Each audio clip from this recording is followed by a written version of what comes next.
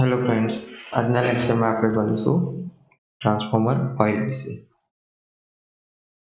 So let us start. ટ્રાન્સફોર્મરની અંદર ઓઇલનું main function શું છે, મેઇન પર્પઝ શું હોય છે? તો કે કુલિંગ અને ઇન્સ્યુલેશન. ટ્રાન્સફોર્મરના વાઇન્ડિંગમાં અને કોરમાં જે હીટ પ્રોડ્યુસ થાય છે એને કુલ કરવાનું કામ કરે છે, ઠંડુ પાડે છે અને સાથે સાથે ઇન્સ્યુલેશન તરીકે પણ કામ કરે છે. તો જોઈએ.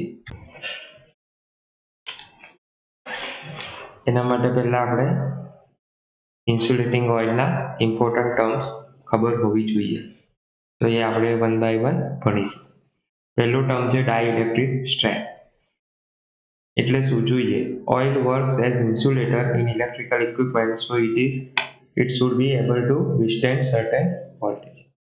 ઓઇલ એ ઇલેક્ટ્રિકલ મશીનની અંદર ઇન્સ્યુલેટર તરીકે કામ કરતું હોય છે, એટલા માટે એ અમુક વોલ્ટેજને સહન કરવું જોઈએ.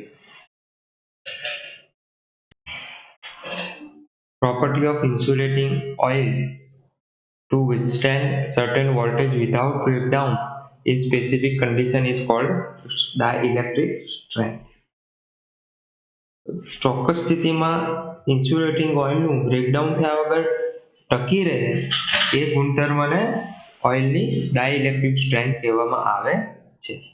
This strength expressed in kilovolt per mm પર 1 મિનિટ. 1 મિનિટ સુધી આપણે અમુક વોલ્ટેજ આપીએ, બરાબર, અને એ સહન કરી શકે હોય એ રીતે આપણે એનો ટેસ્ટ કરવામાં આવે છે અને એ રીતે એની સ્ટ્રેન્થ જે છે એ કિલોવોલ્ટ પર mm માં માપવામાં આવે છે.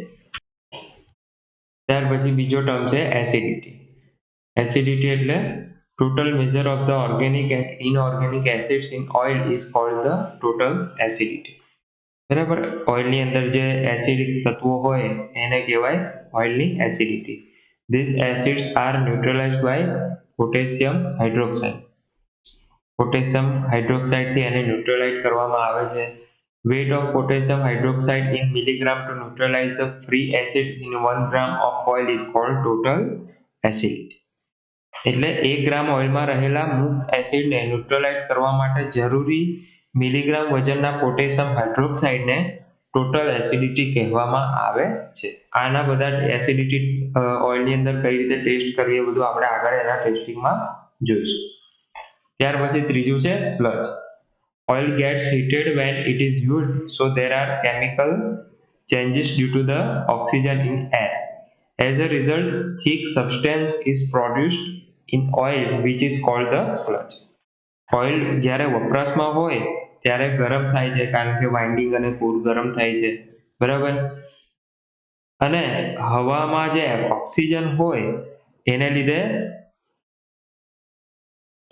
કેમિકલ ચેન્જીસ થાય છે. આ કેમિકલ ચેન્જીસને લીધે એક ઘટ પદાર્થ ઉત્પન્ન થાય છે જેને સ્લજ કહેવામાં આવે છે. ત્યાર પછી ચોથું છે flash point. Oil gets decomposed and it is converted into gases and produce explosive mixture when it is heated beyond some temperature. The minimum temperature at which this happen is called flash point. એટલે ઓઇલનું જે ઉષ્ણ તાપમાન છે એ અમુક હદ કરતા વધી જાય ત્યાર પછી એનું વિઘટન થવાનું ચાલુ થાય છે. વિઘટન થઈને એ વાયુમાં રૂપાંતર થાય અને જો એ વાયુ હવા સાથે મળે તો સીધો બ્લાસ્ટ થાય, ધડાકો થાય એવું મિશ્રણ બને છે. હવે આ જે ફિનોમિના છે, હવે કેટલા ટેમ્પરેચરે, ઓછામાં ઓછા કેટલા ટેમ્પરેચરે આ થાય છે એ ટેમ્પરેચરને ફ્લેશ પોઈન્ટ કહેવામાં આવે છે. હવે IS 3351963 પ્રમાણે, ઇન્ડિયન સ્ટાન્ડર્ડ પ્રમાણે ટ્રાન્સફોર્મરના ઓઇલની કઈ કઈ કેરેક્ટરિસ્ટિક્સ હોવી જોઈએ એ જોઈએ. જેમ કે ઓઇલ તાજું હોવું જોઈએ, એનો રંગ આછો પીળો હોવો જોઈએ, ત્યારબાદ ઇન્સ્યુલેટિંગ ઓઇલમાં કોઈ અશુદ્ધિ ના હોવી જોઈએ, બરાબર છે, મોઇસ્ચર વગરનું ઓઇલ હોવું જોઈએ, ઓઇલની વિસ્કોસિટી ઓછી હોવી જોઈએ જેથી એ સહેલાઈથી ટ્રાન્સપોર્ટ કરી શકે, સહેલાઈથી વહી શકે, બરાબર, અને એનું ફ્લેશ પોઈન્ટ વધારે હોવું જોઈએ. એની પર્ટિક્યુલર કેટલી કિંમત હોવી જોઈએ ઇન્ડિયન સ્ટાન્ડર્ડ પ્રમાણે અહીં આપેલી છે એ જોઈએ. સ્લજ કન્ટેન્ટ કેટલો હોવો જોઈએ તો 0.1% કરતાં ઓછો હોવો જોઈએ. ત્યાર પછી એસિડિટી એ 0.4 મિલીગ્રામ KOH પ્રતિ ગ્રામ હોવી જોઈએ. ફ્લેશ પોઈન્ટની વાત કરીએ તો એ 140 ડિગ્રી સેન્ટીગ્રેડ કે તેનાથી વધારે હોવો જોઈએ. વિસ્કોસિટી 27 ડિગ્રી સેન્ટીગ્રેડ પર 27 સેન્ટ સ્ટોક એનો એકમ જેટલી હોવી જોઈએ. ત્યાર પછી પોર પોઈન્ટ છે એ -20 ડિગ્રી હોવી જોઈએ. પાવર ફેક્ટર છે એ 0.001 કરતાં ઓછો હોવો જોઈએ. અને સાતમું છે રેઝિસ્ટિવિટી એ 15 થી 300 ગુણ્યા 10⁻12 એટલો ઓહમ સેન્ટીમીટર હોવો જોઈએ. આ બધી ઓઇલની સ્ટાન્ડર્ડ ઓઇલની કેરેક્ટરિસ્ટિક્સ હોવી જોઈએ. બરાબર. હવે આવે છે ઓઇલ સેમ્પલિંગ. ઓઇલ સેમ્પલિંગ એટલે શું જોઈએ આપણે? Oil is used as insulation and cooling medium. આ તો આપણને ખ્યાલ જ છે, ઇન્સ્યુલેટિંગ મટીરિયલ અને કુલન્ટ તરીકે ઉપયોગ થાય છે. Oil gas deteriorate slowly after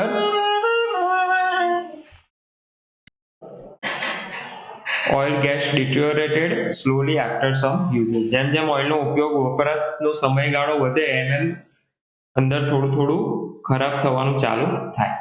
Its dielectric strength decreases due to the absorption of moisture. જેમ જેમ ભેજ ધીરે ધીરે એ શોષે તેમ તેમ એની dielectric strength ઘટે છે.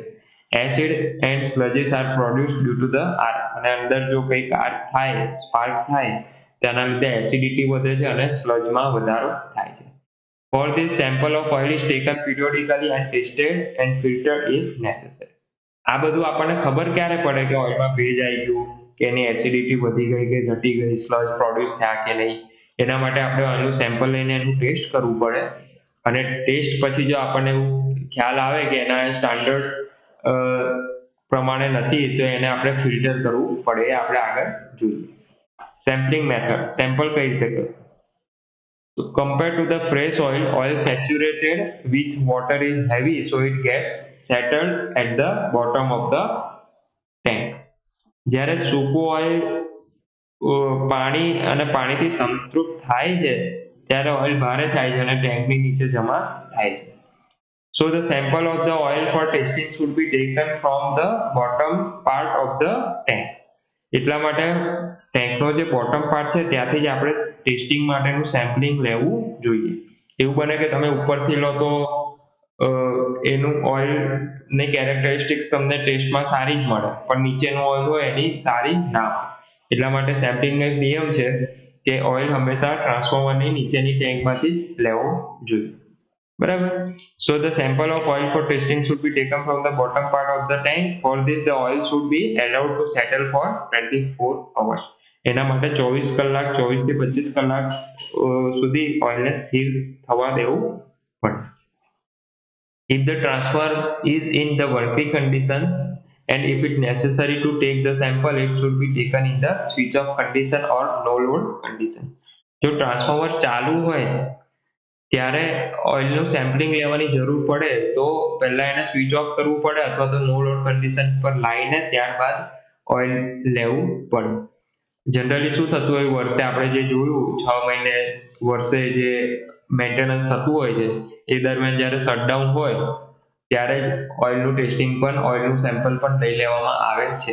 પણ એ સિવાય વચ્ચે એવું કંઈક લાગે ને જરૂર પડે તો ટ્રાન્સફોર્મરને બંધ કર્યા પછી એનું સેમ્પલ લેવું જોઈએ. બરાબર. હવે ઓઇલ પર અમુક સ્ટાન્ડર્ડ ટેસ્ટ, આપણે જે વાત કરી સેમ્પલિંગ લીધા બાદ શું કરીએ એનું તો કે ટેસ્ટ કરીએ. સ્ટાન્ડર્ડ ટેસ્ટ આપણે અહીંયા ગુજરાતમાં એરડા કરીને છે વડોદરા, ત્યાં આગળ આનું ટેસ્ટિંગ થતું હોય છે. તો ઇન્ડિયન સ્ટાન્ડર્ડ પ્રમાણે અમુક ટેસ્ટ એના કીધા છે એ ટેસ્ટ આપણે કરવા પડે. પહેલું છે ડાઇલેક્ટ્રિક સ્ટ્રેન્થ, બીજું છે ક્રેકલ ટેસ્ટ, ત્રીજું એસિડિટી ટેસ્ટ, પછી સ્લજ ટેસ્ટ, પાંચમું છે ફ્લેશ પોઈન્ટ ટેસ્ટ અને છઠ્ઠું છે અધર ટેસ્ટ. આટલા ટેસ્ટ છે, આપણે 1 બાય 1 બધા જોઈએ. બરાબર, ડિટેલમાં. પહેલું છે dielectric strength test. Dielectric strength કોને કહેવાય ઓઇલ માટે? ઓઇલના સંદર્ભમાં તો આપણે જોયું. બરાબર. standard test device is used for this test. The cup in which the oil is kept is called the test cell. Oil ને જે કપમાં મૂકવામાં આવે છે એને ટેસ્ટ સેલ કહેવામાં આવે છે. Measurement of the cell are as shown in figure. એક ટેસ્ટ સેલ કેવો હોવો જોઈએ, જો એના ડાયમેન્શન છે બધા એ અહીંયા આપેલા છે. હવે આખું એનું ઇક્વિપમેન્ટ છે, આની અંદર ઓઇલ ભરવામાં આવે છે અને આ બેનું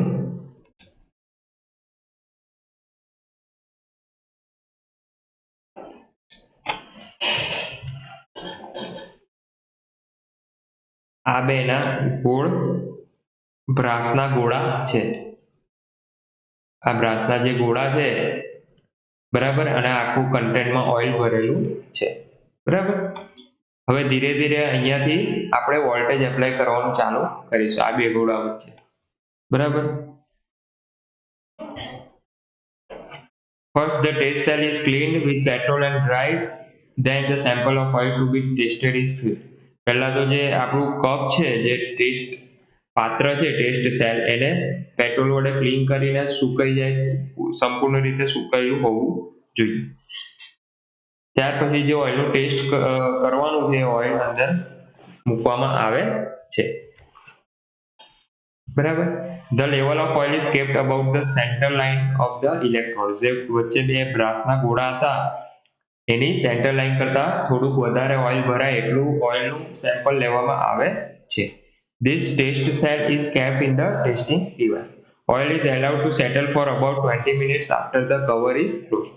એકવાર જે ટેસ્ટ સેલ છે એનું કવર બંધ કરી દઈએ તો એના 20 સેકન્ડ પછી એના 20 સેકન્ડ સોરી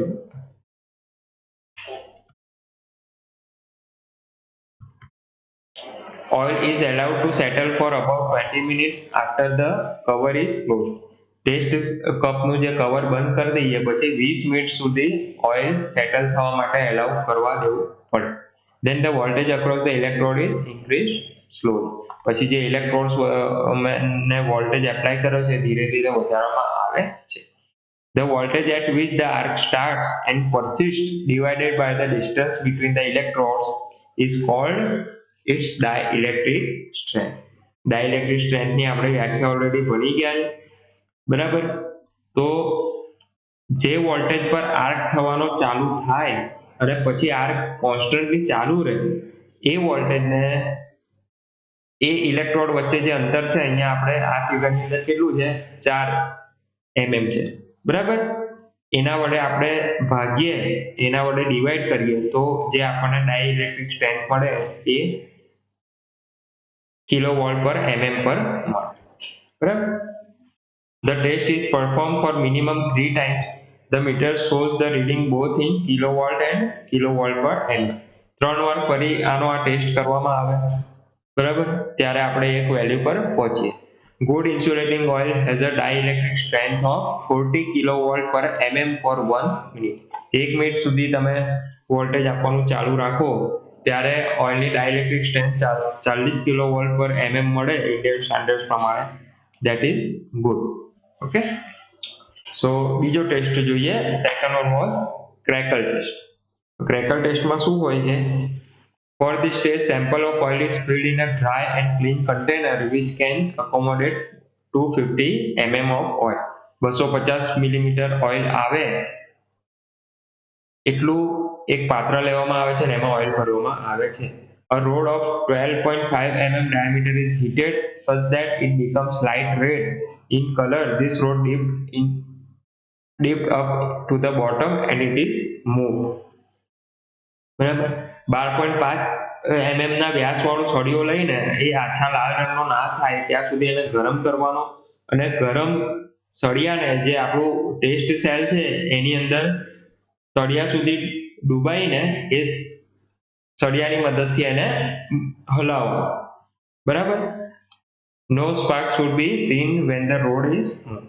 જ્યારે આપણે સળિયો હલાવતા હોય ત્યારે કોઈ પણ પ્રકારનો સ્પાર્ક થવો જોઈએ નહીં. This test is performed on two other samples of the same oil in different quantities, every time no sparks would be seen. એટલે અલગ અલગ જથ્થામાં ઓઇલ લઈને બીજી 2 વાર એટલે ટોટલ 3 વાર આ પ્રકારનો ટેસ્ટ કરવામાં આવે છે અને દર વખતે સ્પાર્ક થવો જોઈએ નહીં. બરાબર. ત્રીજો હતો એસિડિટી ટેસ્ટ. એમાં જોઈએ take 50 millimeter of methylate spirit, add some drop of phenolphthalein into it, take KOH solution of 0.01 and in a burette. બ્યુરેટની અંદર 0.0 n માત્રાવાળું KOH નું સોલ્યુશન લેવાનું અને જ્યાં સુધી સ્પિરિટ ન્યુટ્રલાઇઝ ના થાય ત્યાં સુધી બ્યુરેટની અંદર ટીપે ટીપે ફ્લાસ્કમાં ઉમેરવાનું. This will indicate by the change of color of the spirit. બરાબર. જ્યાં સુધી સ્પિરિટનો રંગ ના ચેન્જ થાય ત્યાં સુધી એ નાખવાનું અંદર અને જ્યારે રંગ ચેન્જ થાય ત્યારે બ્યુરેટનું જે રીડિંગ હોય એ આપણે લઈ લેવાનું. બરાબર. Now take 10 ml of oil to be tested and add it in the flask and mix it well with the spirit. હવે જો એનું ટેસ્ટ કરવાનું છે તે ઓઇલમાંથી 10 મિલીલીટર જેટલું ઓઇલ ફ્લાસ્કમાં રેડીને સ્પિરિટ સાથે બરાબર મિક્સ કરવાનું છે. Now again add a KOH solution drop by drop in the flask. Take the reading of the burette when this solution gets neutralized. હવે બ્યુરેટમાંથી ટીપે ટીપે ફરી KOH નું જે મિશ્રણ છે દ્રાવ્ય છે આપણી જોડે એ KOH ફ્લાસ્કમાં ઉમેરવાનું છે અને જ્યારે ફ્લાસ્કમાંનું મિશ્રણ ન્યુટ્રલાઇઝ થાય ત્યારે ફરી બ્યુરેટનું રીડિંગ લેવાનું છે. બરાબર. Acidity of the oil is given from the following formula. Acidity કઈ રીતે મળે તો કે acidity of the oil is equal to 0.664 into KOH of quantity of KOH used in milliliter. બરાબર. આ સૂત્ર પરથી આપણને ઓઇલની એસિડિટી કેટલી છે એ જાણવા મળે. આ વેલ્યુ કેટલી હોવી જોઈએ ઇન્ડસ સ્ટાન્ડર્ડ પ્રમાણે આપણે ઓલરેડી જોઈ ગયા છે 0.05 mg KOH પર ગ્રામ હોવી જોઈએ. Okay.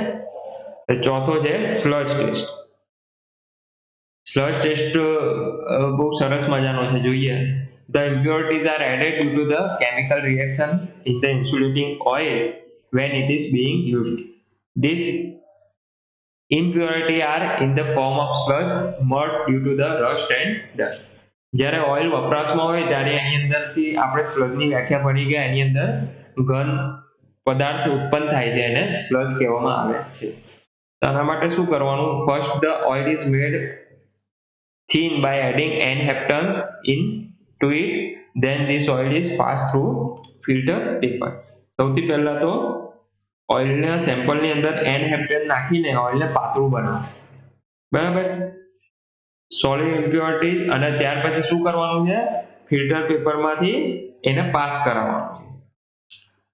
Solid impurities will remain on the filter paper, then the oil left with the impurities removed totally by adding n heptanes on the filter paper. ત્યાર પછી ફિલ્ટર પેપર પર માત્ર શું રહી જશે? ઘન અશુદ્ધિ જ રહી જશે. બરાબર. ફિલ્ટરનું કામ જ એ છે. તે પછી આ ફિલ્ટર પેપર પર ફરીથી n હેપ્ટન રેડીને અશુદ્ધિમાં રહેલ ઓઇલ તદ્દન કાઢી નાખો. બરાબર. Now solution of 3 part oxidine and 1 part acetone is poured on this impurity. ત્યાર પછી આ અશુદ્ધિ પર જે અશુદ્ધ પદાર્થ મળ્યો છે આપણને એના પર 3 ભાગ જેટલું એક્સાઇલિન અને 1 ભાગ જેટલું એસિટોનનું દ્રાવણ રેડવામાં આવે છે.